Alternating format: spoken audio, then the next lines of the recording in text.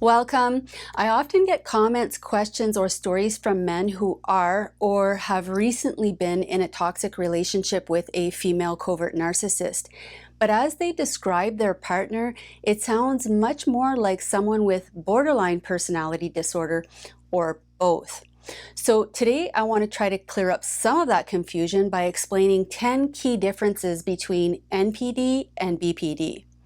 Most of these also apply to men with these personality disorders, but I am focusing and referring specifically to women here because I find that there are not enough resources for men. For this video, I will use the acronyms NPD for the covert narcissist and BPD to refer to someone with borderline personality disorder, just to shorten things. I'm Lise Leblanc. I post videos weekly on topics related to personality disorders, stress, grief, relationships, and other mental health issues. This content is for informational purposes only, and if you find this video helpful, please like, comment, and subscribe to my channel, and make sure to click on the notification bell so you don't miss out on anything. Before jumping in, first a reminder that labeling your partner, family member, or friends with NPD or BPD is not going to likely be accurate, because even the highest level mental health professionals are challenged when it comes to teasing apart these personality disorders and these symptoms. And 40% of people with BPD also qualify for a diagnosis of NPD, and 25% when it's the reverse. So it can be both. And to complicate matters, there is often another mental health disorder involved, such as a mood disorder, PTSD, substance abuse, ADHD, etc. So for today's video, I'm focusing strictly on the differences between NPD and BPD, specifically when BPD is untreated. So I'm not specifically referring to any type of BPD, and generally not to more high functioning or quiet BPD where the symptoms are internalized, but rather more generally about BPD when it's untreated. In no particular order, number one, both NPD and BPD are in the dramatic, emotional, and erratic cluster B category of personality disorders. But the covert narcissist prefers to stir up drama between other people, mostly, other than in their intimate relationships and family relationships.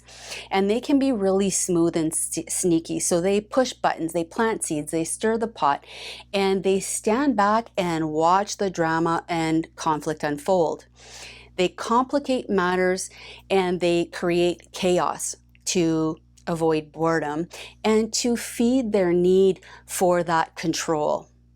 When it comes to BPD, they are more front and center in the drama and the conflict, not necessarily causing it, although that can definitely be the case, but more often having strong emotional reactions that to most people would be considered disproportionate to the situation, overly emotional, erratic, irrational, or immature. Number two, communication with NPD. Unless you are in constant agreement with them and doing everything they want, you will never get anywhere talking with them about anything that matters to you. If you question them, talk about your needs and feelings, or just try to get any kind of compromise, you'll go around and around in circles. And you'll leave the conversations thinking, what just happened? We were talking about this, and then what happened? The narcissist is weaving a maze around you and getting you as confused and disoriented as possible so that you'll think you're the problem. And even if you stay cool and rational, you just can't get anywhere because they will do anything and everything to avoid the real issue. With BPD, conversations are a lot different. Once emotionally triggered, the borderline loses the ability to have a rational conversation. You may just as well be in court because anything that comes out of your mouth or doesn't come out of your mouth will be used as evidence to prove what she is feeling. In this state, the rational mind is offline and they perceive their feelings to be facts. No matter how calm and rational you remain, she cannot hear your side of things. But when she does come down, or during periods where she is emotionally regulated, you can communicate and compromise. That said, once she's emotionally triggered again and dysregulated, she probably will not be able to stick to the compromises that were made. If she apologizes for things she said during an outburst, which she may, in the case of BPD, the apology will be profuse and shame-based rather than guilt-based. In other words, she will focus on how bad she is rather than how bad what she did made you feel. But it is usually heartfelt and genuine. When it comes to NPD, good luck getting a genuine apology. It will be laced with excuses, justifications, counter-accusations, and reasons why they don't need to take accountability for their actions. The third key difference is around empathy. Both NPD and BPD have an impaired ability to recognize the needs and feelings of others. But with NPD, even when they do recognize your needs, they genuinely don't care. The person with BPD often has deep emotional empathy, but can lose their ability to recognize other people's wants, needs, feelings when they are emotionally triggered and dysregulated, which can be often, because they become so hyper-focused on their own internal pain and suffering that they can't see past it. It's like if you were walking around on a broken leg in excruciating pain, you might temporarily lose your ability to focus on what's going on around you or with other people. The fourth key difference is that the narcissist lives in a world of fantasy, whereas the person with BPD, although they can dissociate from themselves and reality at times, they are not stuck in a false fantasy self and false reality that they've constructed. The narcissist from a young age dissociates and discards the parts of themselves that is afraid, shameful, traumatized, and unworthy. They turned the switch off on that little boy or little girl long ago, creating a false egoic self and fantasy world in its place. And they keep that discarded part of themselves buried as much as possible and out of their own awareness. And they use you and several someones to validate and reinforce this false egoic self and fantasy world.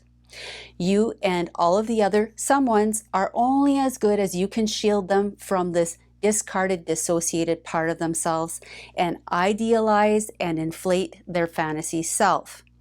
For the BPD, they have split themselves into two parts, at least two parts. A terrible self, which they truly believe themselves to be, and a desired perfect self that they wish to experience through you. Deep down, they feel bad, broken, unlovable, and constantly fear that you will see their true self and abandon them because they have already abandoned themselves. Number 5, the borderline, unless also narcissistic, will not generally come off as grandiose, entitled, or exaggerating their talents and achievements, but rather as down-to-earth and humble. The vulnerable narcissist will present as a victim, but also come off as superior, special, unique, and she will have an arrogance and unreasonable expectations to be treated like this, like someone special. And other than in the beginning of the relationship, during the bait and switch, you will get very little in return. The borderline is much more likely to be attentive to your needs and reciprocate emotionally during periods of emotional stability. So it can be very up and down. She can go back and forth from making you feel really good to really bad throughout the relationship. Whereas with NPD, once she is turned off to you, you are dead and buried right beside the discarded self that she is dissociated from. And from this point on, if you're not discarded, you will only get things from her when she wants or needs something from you. And unless you have resources that are difficult to get elsewhere, the discard will happen very soon. You are, for the most part, interchangeable. Number 6, NPD feel good as long as you're pouring the attention and admiration on them. As long as you are idealizing them, regardless of their bad behavior, their false self is satisfied. For the BPD, there is intense emptiness, shame, and emotional pain lurking right under the surface. They are not distanced or dissociated from it for long. They often feel like an imposter in their own body and feel very fragmented internally, whereas the NPD manages to stay consciously dissociated from that fragmented, shame-based, buried self and more securely attached to the false fantasy self as long as they have enough supply, which is why supply is their lifeline. Number 7, the female covert narcissist has low self-worth, but she projects it outwards and keeps it external to herself at all cost. She externalizes her low self-worth by playing the victim, blaming others, demeaning and criticizing you and everyone else. She demeans you and others as a way of discharging her discarded self onto you, thereby further distancing herself from that buried part of herself.